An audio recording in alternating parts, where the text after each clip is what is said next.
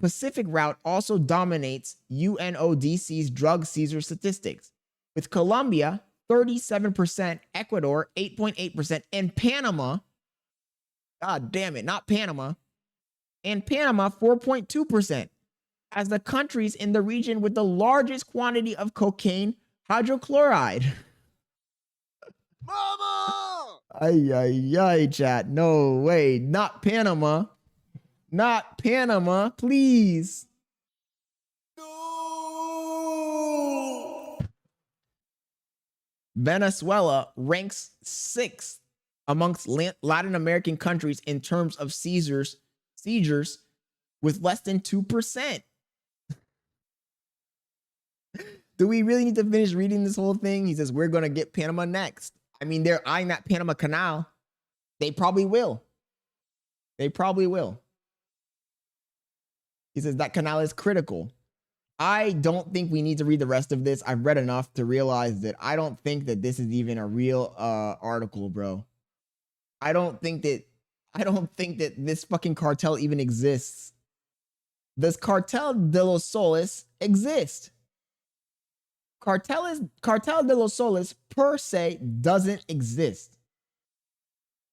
It's a journalistic expression created to refer to the involvement of Venezuelan authorities in drug trafficking. Phil Gunson, a researcher with the International Crisis Group based in Caracas for more than a decade, told CNN. Oh my God, bro. This whole thing is just made up full cloth.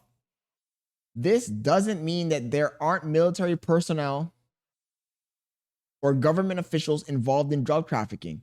The cartels are here, the Colombians and the Mexicans too. There are drug shipments via the Orinoco River and by air through clandestine airstrips, flights from Apure to Central America, and so on. All of this wouldn't be possible without the direct involvement from above, the expert said. For Gunson, Maduro's role in is reminiscent of that of the former Panamanian president Muriel Noriega, who was sentenced to decades in prison in various jurisdictions for his association with the Medellin cartel in 1992. An external partner who, while not directly part of the cartel, still benefited from drug trafficking routes under his protection. Other independent analysts from the intelligence website Insight Crime shared the same analysis. Cartel de los Soles is the term used to describe the shadowy group within the Venezuelan army involved in a wide range of criminal activities.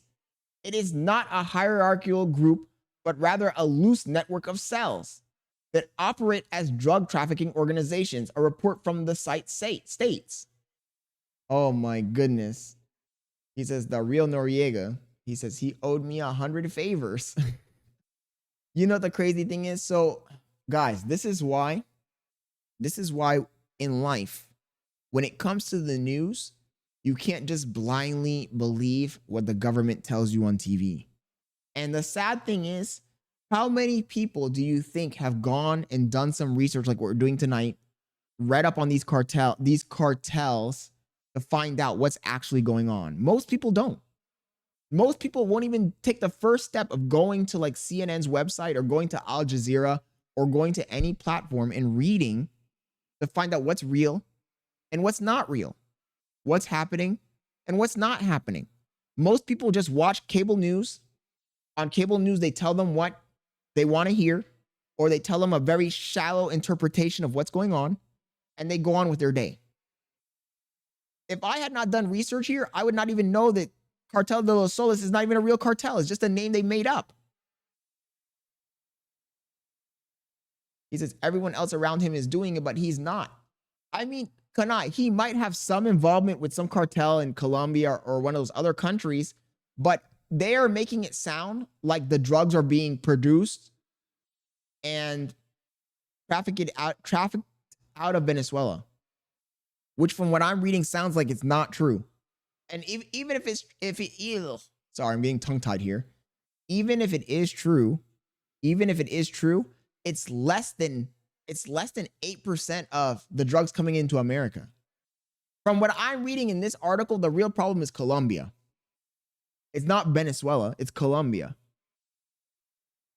And from what I'm reading in this article, the drugs leaving Colombia are not going through the Caribbean. They're going through the Pacific Ocean. Venezuela is on the Caribbean side.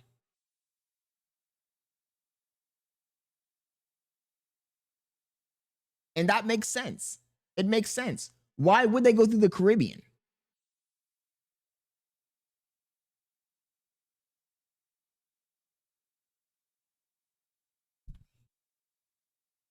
Why would they go through the Caribbean? So what essentially is happening here is they're leaving Colombia, right? They're leaving Colombia. Let me zoom in a little bit here so you guys can see this map a little better. Oh my God.